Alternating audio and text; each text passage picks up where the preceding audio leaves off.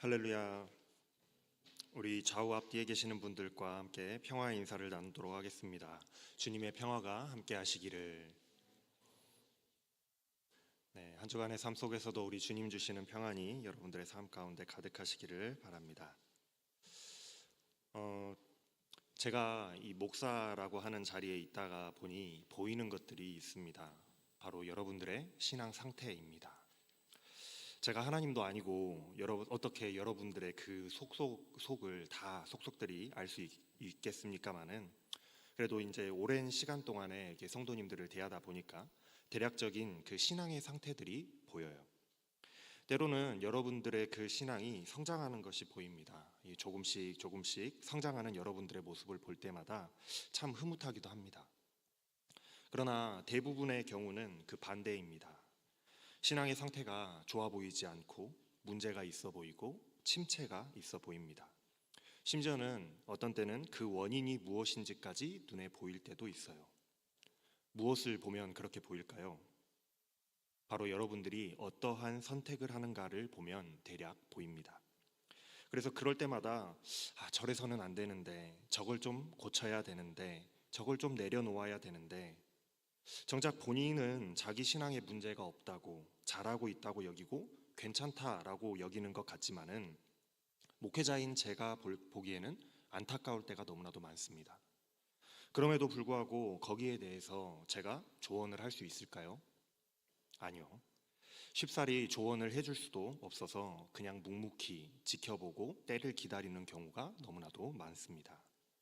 왜냐하면 들을 준비가 되어 있지 않고 들으려고 하지도 않고 또 달가워하지도 않기 때문에 그래요. 조언을 들으면 오히려 상처를 받고 또 삐지기도 하고 반감을 갖는 경우가 많기 때문입니다. 지난 주일에 이호선 교수님 강의를 이렇게 듣는데, 교수님이 사람에게는 두 가지 버튼이 있다라고 말씀하시더라고요. 지난주 강의 들으신 분들은 아시죠? 하나는 발작 버튼, 그리고 하나는 안심 버튼이라고 하셨어요. 사람은 발작 버튼이 눌리게 되면은 급발진을 합니다. 신앙의 조언도 마찬가지예요. 나는 바른 말, 좋은 말, 또 생각해서 해주는 조언이라고 할지라도 준비가 되어 있지 않은 상대에게는 그게 발작 버튼이 될 가능성이 너무나도 많습니다. 사람은 입에 쓴 약은 싫어하기 때문에 그렇죠. 그렇다면 그럴 때마다 제가 어떻게 할까요? 이야기를 해줘서 들을 것 같은 상태로 보여지면은 이야기를 해주죠. 조언을 해줍니다. 그러나 그것이 아니라고 판단이 되면 그냥 입을 다물고 기다립니다. 언젠가 때가 되면 하나님께서 만지실 때가 있겠거니 하고 말이죠. 제가 나서려고 하지 않고 하나님의 때를 기다리는 거예요. 제가 나서서 해봐야 오히려 발작 버튼, 이 역효과만 나기 때문에 그래요. 그 때가 이르면 하나님께서 말씀하실 것이고, 안 들으면 하나님께서 때려서라도 깨닫게 하셔서 고쳐 놓으실 것이기 때문에 그 때를 기다리는 겁니다. 누가 이야기해줘서가 아니라 본인이 느끼고 본인이 깨달아야만 고쳐지기 때문에 그래요. 유다 백성들이 하나님의 성전을 짓기 시작했다라는 것은 다시 신앙의 회복을 시작하기 했다라는 것을 의미한다라고 말씀을 드렸어요. 다시 한번 이제 신앙을 회복하기 시작하는 것이죠. 다시 한번 하나님 앞에서 잘 살아보려고, 신앙을 회복해 가려고 노력하는 그 신앙의 회복을 의미합니다. 성전을 짓는다는 건 그래요. 그러나 우리가 다시 하나님 앞에서 우리의 그 신앙의 성전을 건축해 가려고 하다 보면, 좀 더 우리의 신앙을 성장시켜 가려고 하다 보면은 어떻다고 했습니까? 세상과 사단의 그 방해와 공격에 정신을 차릴 수가 없게 된다라고 했어요. 그래서 우리가 신앙을 키워나가는 것, 나의 신앙을 계속해서 키워나가는 것이 그렇게나 힘이 드는 거예요. 사단이 방해하고 세상이 우리를 방해하기 때문에요.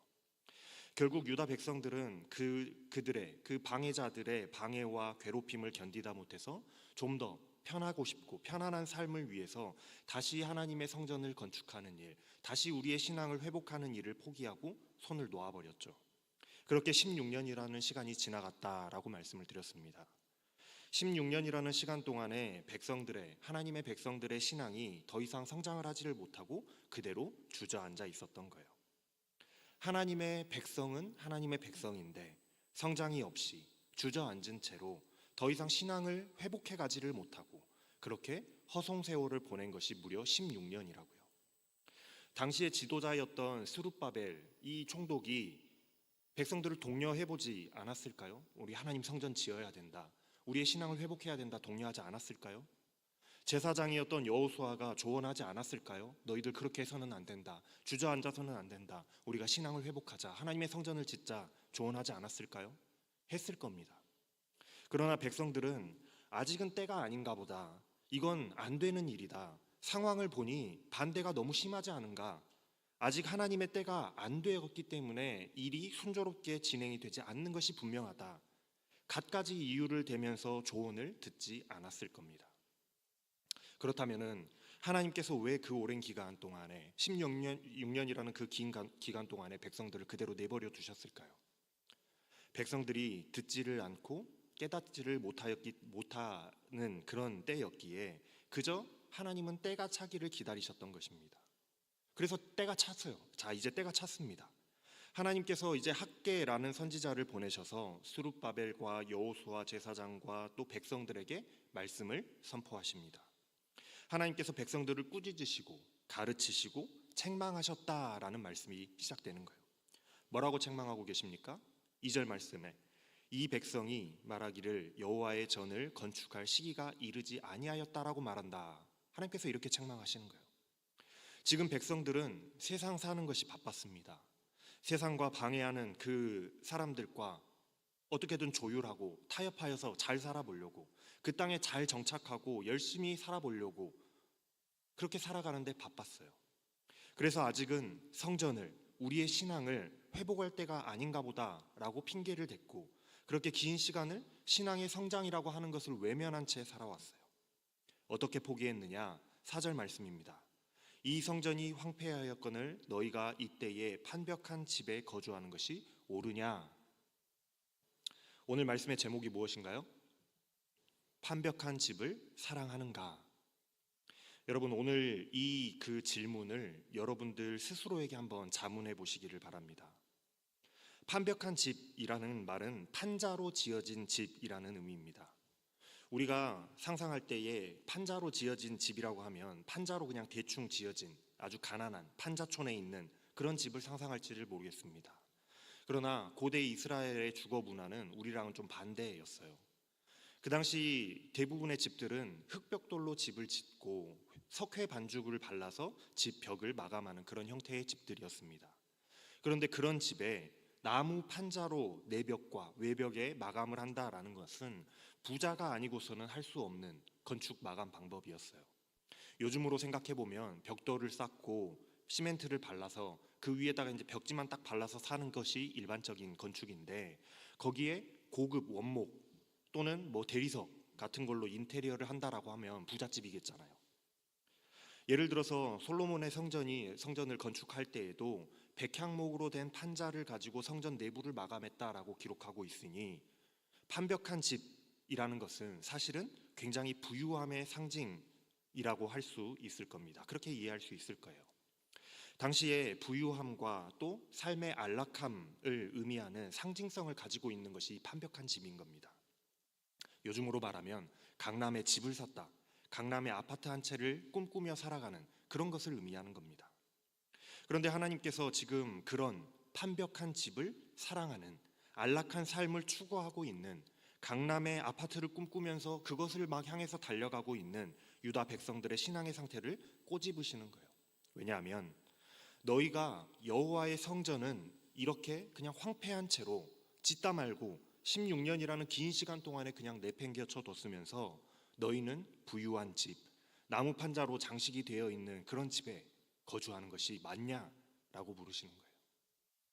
이것을 다시 한번 영적인 의미로 해석을 해보면 너희가 너희의 신앙의 성장, 하나님 앞에서 신앙을 추구하는 것, 그것에는 관심이 없고 하나님 중심의 삶을 포기한 채로 포기하고서 그렇게 오랜 시간을 너희들이 살아오고 지나오고 있으면서 세상적으로는 안락하고 부요한 그런 삶을 추구하면서 그것을 사랑하며 최우선순위에 두고 살아가는 것이 맞느냐라고 꾸짖으시는 거죠.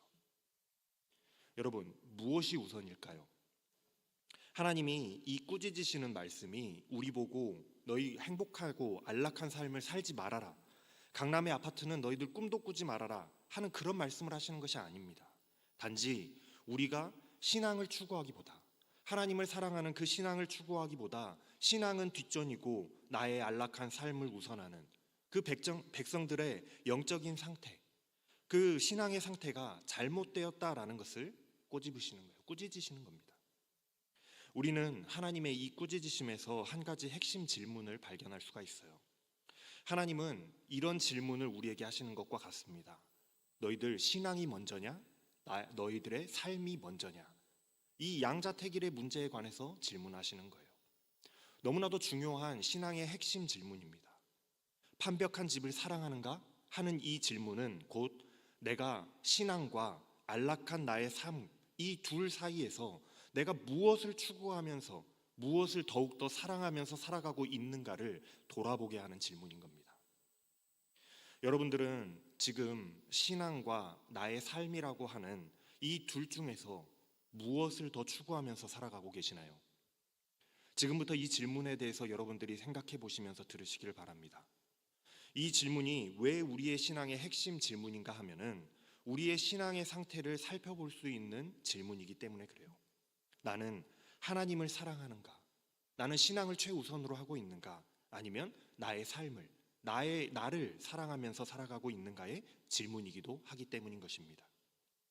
처음에 서두에서 말씀드렸던 것과 같이 이 질문 앞에서 여러분들이 어떠한 선택을 하는가를 보면은 신앙의 상태가 어느 정도인지, 지금 어떤 수준에 있는지를 짐작해 볼 수가 있어요.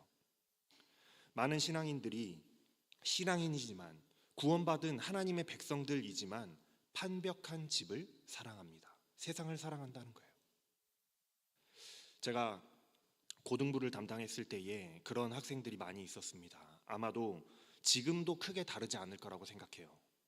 1, 2학년 때는 교회를 열심히 나오던 친구들이 고3, 3학년이 딱 되면은 수능을 준비한다고 예배를 드리는 횟수가 확 줄어듭니다. 이런 경우는 양반이에요. 어떤 친구들은 3학년이 되면은 잠시 교회를 쉬어가겠다라고 말합니다. 더 심각한 친구들은 중등부 때까지는 교회를 잘 나왔는데 고등부에 딱 올라오면서부터 고등부 3년 동안에 수능 체제에 들어가야 되기 때문에 고등부를 쉬겠다라고 말해요. 3년간 예배를 나오지 않습니다. 심지어는 부모님들이 찾아오셔서 목사님, 우리 아이가 내년부터 이제 수능이라서 또 내년에 고등학생이라서 당분간 예배를 못 나갈 것 같아요. 말씀하시는 분들 그런 경우도 있어요. 다름 아닌 안수 집사님, 권사님이 오셔서 그런 이야기를 합니다. 이들은 무엇을 사랑하는 것일까요? 이들에게 무엇이 최우선인 걸까요? 누가 봐도 신앙보다는 좋은 성적, 좋은 대학, 우리 자녀가 잘 되는 것, 그것이 우선 아닙니까? 또 돈 버는 것이 우선인 사람들이 있습니다. 제가 신방을 하느라고 연락을 해보면 야, 왜 교회 안 나오냐라고 물어보면 대부분 그래요. 알바가 딱 겹친대요. 회사 일정이 딱 겹친대요. 목사님, 용돈이라도 벌어야 내가 먹고 살고 내가 쓸 거 쓰면서 살지 않겠습니까? 또 직장 다니는 청년들은 목사님, 청년의 때에, 지금 나 이렇게 일할 수 있는 청년의 때에, 일할 수 있을 때에 열심히 일하고 바짝 벌어야 되지 않겠습니까? 지금 일할 때에 열심히 일해야 승진도 하고 높은 자리에도 올라가고 그래야 내가 또 삶에 좀 여유가 생깁니다. 지금 열심히 안 하면 목사님 뒤처집니다. 사람들한테 밀려요. 그러니 제가 열심히 일해서 많이 벌고 좀 나의 삶이 이제 좀 궤도에 올라가서 안정되고 난 뒤에, 그러고 난 뒤에 하나님을 위해서 제가 그때 가면 열심히 헌금도 하고 열심히 봉사도 하면서 하나님을 섬길 테니까 목사님 그때까지만 좀 봐주십시오. 그렇게 이야기합니다. 또 대학 입시 준비하는 친구들, 또 취직을 준비하는 친구들, 목표를 달성하기 위해서 말하죠. 목사님, 공부하느라 시간이 안 돼서 제가 나중에 좀 합격하고 성공하고 자리 잡고 나면, 그래서 제가 높은 자리에 올라가고 나면 그 뒤에 하나님의 일을 하면서 그것이 하나님의 기쁨이, 내가 그때 가서 하나님의 일을 열심히 하면 그것이 하나님의 기쁨이 되고 영광이 되지 않을까요? 제가 막 사회적으로 어디 뭐 장관이 되고 뭐가 된 다음에 그때 가서 하나님의 일을 하면 하나님의 영광이 되지 않을까요? 이런 소리 합니다. 그럴듯하죠. 맞는 소리 같습니다.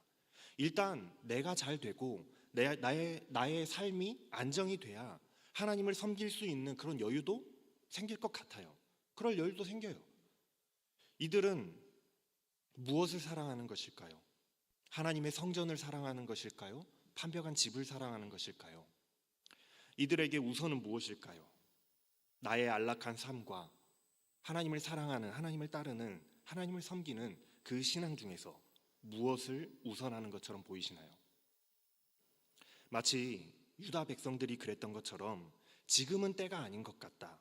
우리가 여기 이 땅에 잘 정착하고 우리의 삶이 평안해지고 때가 되면 그때 하나님을 위한 성전을 다시 지어야지.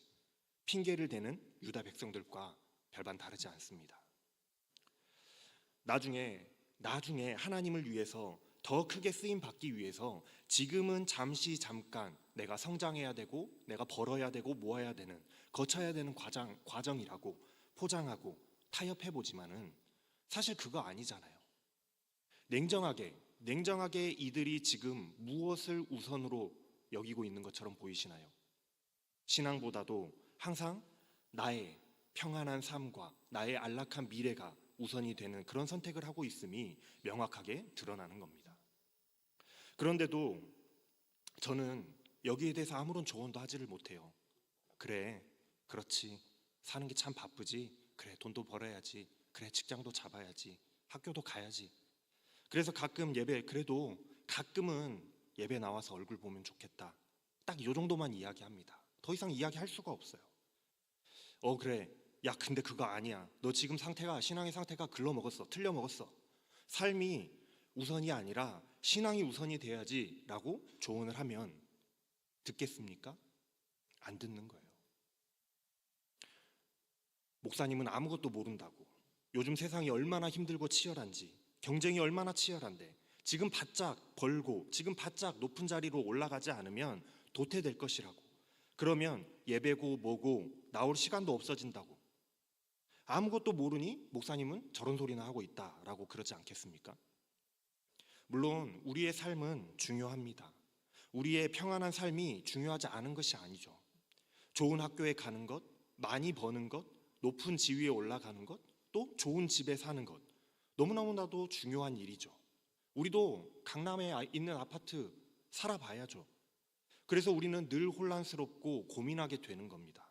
신앙과 삶 사이에서 무엇에 더 나의 삶의 비중을 두어야 하는지, 무엇에 우선순위를 두어야 하는지 사실 누가 정확하게 정해주는 것이 없어서 어디까지 내가 해야 되고 어디까지는 내가 하지 말아야 하는지를 스스로 결정하기가 너무 어려워요.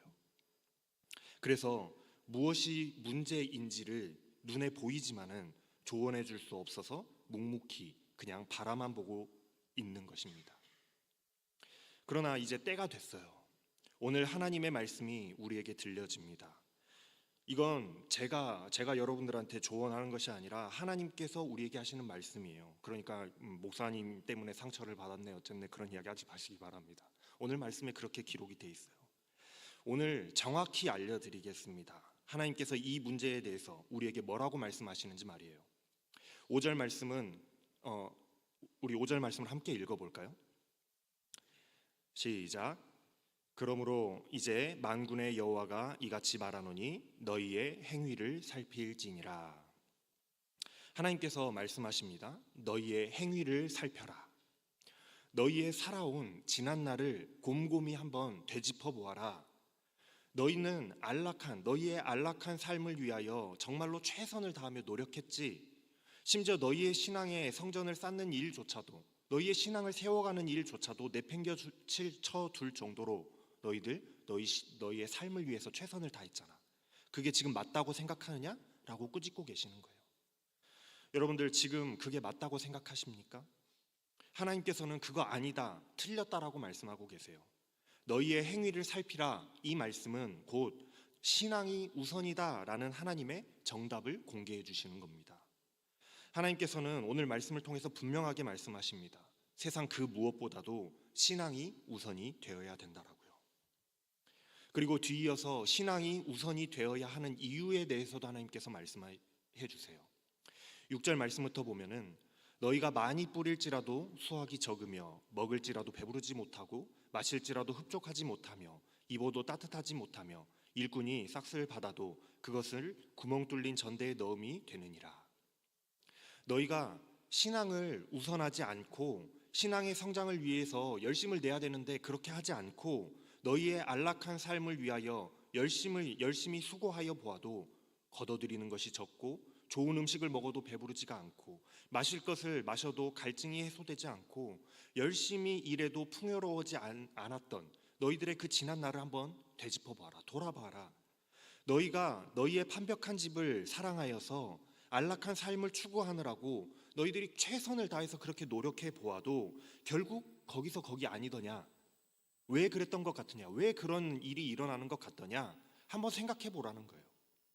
여러분들이 열심히 수고하고 늘 고생하여도 이상하게 인풋 대비 아웃풋이 항상 적은 것 같은 이유가 뭘까요? 왜 나는 항상 열심히 하는 것 같은데 왜 이것밖에 안 되지? 왜 이것밖에 내가 얻지를 못하지? 라고 생각하는데 왜 그런 것 같냐는 거예요. 여러분들 올바로 아시길 바랍니다. 우리가 사랑하고 우리가 추구하는 안락한 삶이라고 하는 것이 사실은 내가 수고하고 힘쓰고 노력한다고 해서 얻어지는 것이 아니라는 사실이에요. 그런데 반대로 하나님께서 이렇게 말씀하십니다. 너희가 그럴 시간에 산에 올라가서 나무를 가져다가 하나님의 성전을 건축해봐라. 성전을 건축하라는 것은 신앙을 회복하라는 거예요. 신앙을 추구하라는 겁니다. 그러니까 너희가 지금 너희의 안락한 삶, 너희의 성공하는 삶을 위하여서 아둥바둥거리며 살고 있는데 그러지 말고 신앙을 먼저 우선하고 하나님 앞에서 너희의 신앙의 성장을 위하여 한번 너희들이 최선을 다하면 하나님을 사랑하기를 최우선으로 다해보라는 하나님의 말씀인 거예요. 그렇게 하면 뭐가 달라지느냐? 하나님께서 너희가 하나님을 사랑하는 신앙을 추구하는 그것 때문에 하나님께서 기뻐하시고 영광 받으실 것이고 그것으로 인하여 하나님께서 너희에게 덤으로 너희가 수고한 것보다도 더욱 풍요로운 삶을 주실 것이다. 너희가 그토록 원하던 안락한 삶을 차고 넘치게 하나님께서 주실 것이다 라는 그 말씀을 하고 있는 거예요. 신앙을 추구하면 주시겠다라는 겁니다.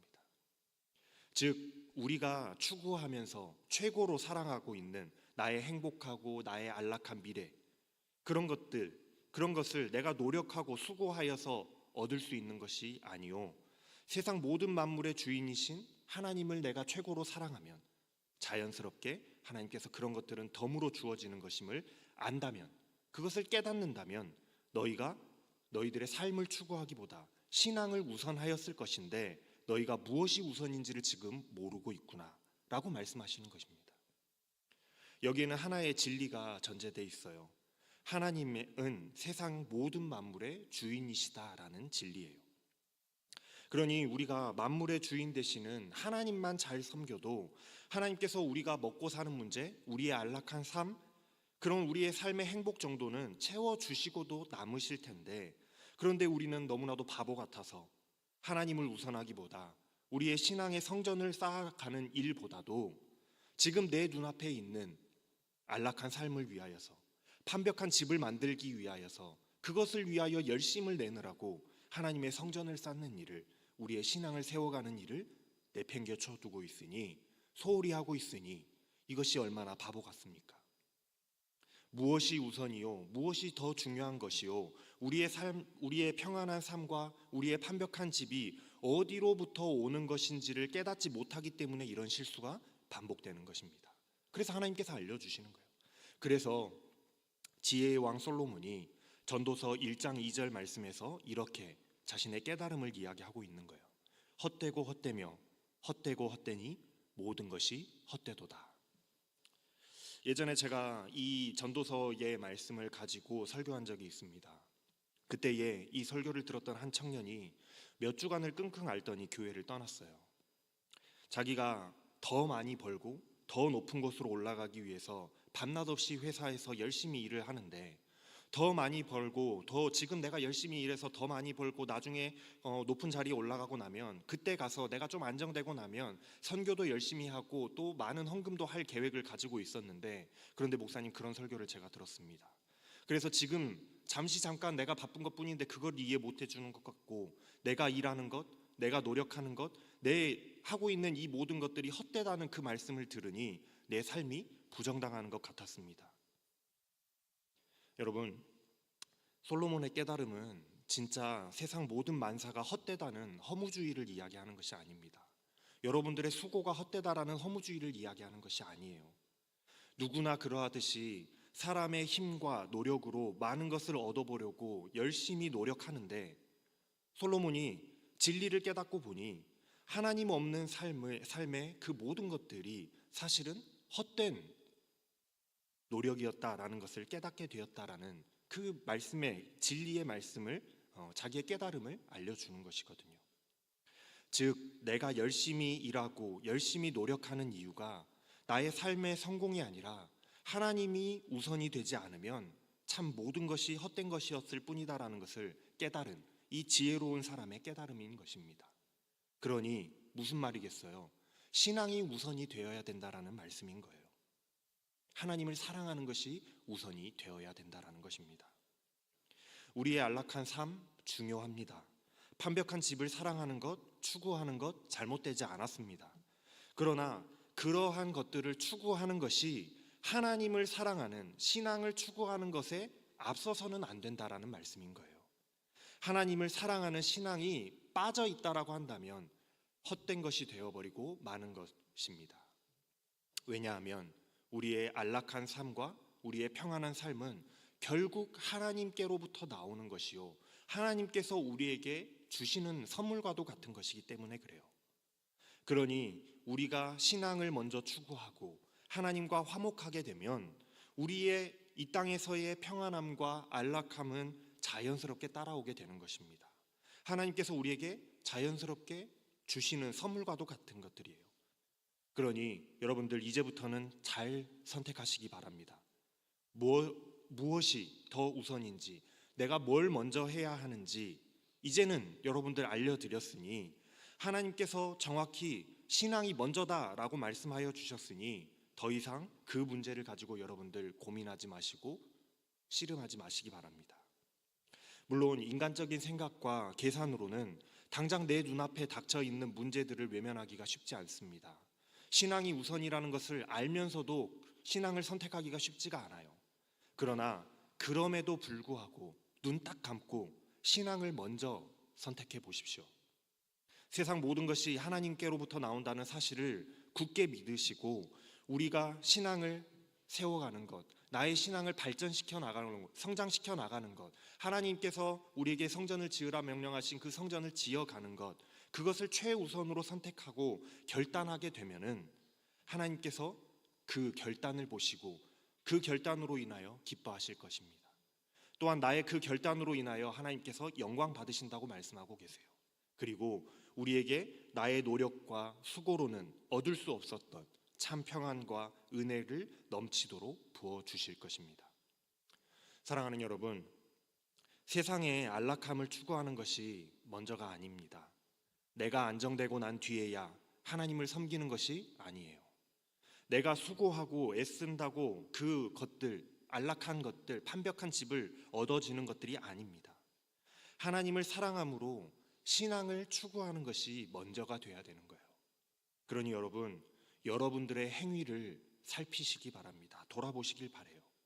지금까지 나는 하나님의 백성이라고 하면서도 완벽한 집을 사랑하면서 살아오고 있지 않았는가 돌아보시기를 바랍니다.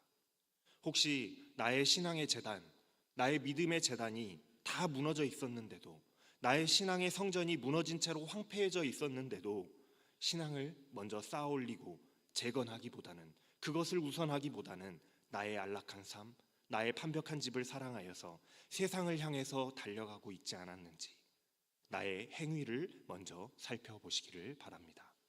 그리고 이제 하나님의 말씀을 들으시고 깨어나셔서 다시 하나님의 성전을 일으켜 세워가시는 저와 여러분들의 삶이 되실 수 있기를 주님의 이름으로 축원합니다. 기도하겠습니다. 하나님, 하나님의 자녀라고 하면서도 하나님을 사랑하기보다는 나의 평안한 삶을 사랑하며 그것을 우선 추구하며 살았던 우리의 죄를 용서하여 주시옵소서. 내 안에 무너진 제단과 성전은 황폐한 채로 내버려 두고서 그저 세상 사는 게 바빠 세상의 일에 나의 평안함에 우선순위를 두고 살았던 삶이었음을 고백합니다. 하나님, 그러나 참 평안은 하나님께로부터 온다는 사실을 다시 한번 깨닫고 먼저 신앙의 재단을 쌓아 올리는 일에 우선하는 자들 다 되게 하여 주시옵소서. 그래서 우리의 삶이 이제로부터는 신앙을 최우선으로 선택하는 삶이 되어지게 하여 주시고 그것으로 인하여 하나님이 영광 받으시고 기뻐하셔서 우리의 삶 가운데 세상이 줄 수 없는 하나님의 평안으로 가득 차고 넘치는 인생들이 다 되게 하여 주시옵소서. 감사를 드리며 우리 주 예수 그리스도의 이름으로 기도합니다. 아멘.